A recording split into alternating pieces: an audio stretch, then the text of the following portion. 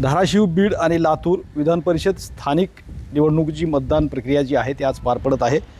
धाराशिव जिल्ह्यातील एका मतदान बूथ केंद्रावरती मी येत आहे आणि 8 वाजता ही मतदान प्रक्रिया जी आहे ती पार पडणार आहे। निवडणूक आयोगाने या ठिकाणी आपण जर पाहिलं तर जय्यत तयारी केलेली आहे।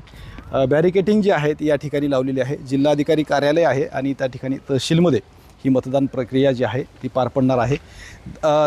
तिन्ही जिल्ह्यामध्ये एकूण 988 मतदार जे आहेत ती या मतदानाचा हक्क बजावणार आहेत। एकूण तिन्ही जिल्ह्यामध्ये धाराशिवमध्ये 8 मतदान केंद्रावरती, लातूरमध्ये 10 मतदान केंद्रावरती आणि बीडमध्ये 11 मतदान केंद्रावरती ही मतदान प्रक्रिया पार पडणार आहे।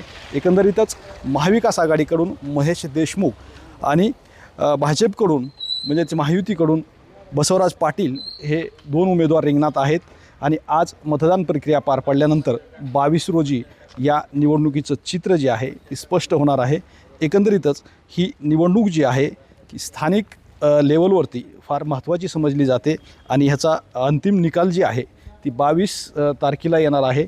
आणि आपण जर पाहिलं तर या ठिकाणी निवडणूक आयोगाने या मतदानाची पूर्ण प्रक्रिया जी आहे त्यासाठी व्यवस्थित सगळी तयारी जी आहे ती केलेली आपल्याला पाहायला मिळते आणि 22 तारखेला निकाल लागल्यावर या निवडणुकीचं चित्र जे आहे ते स्पष्ट होणार आहे।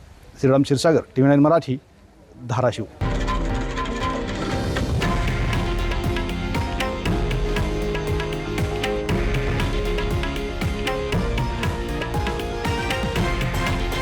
हे आहे देशातील नंबर 1 न्यूज नेटवर्क आणि आपण पाहत आहात TV9 मराठी, एकमेव।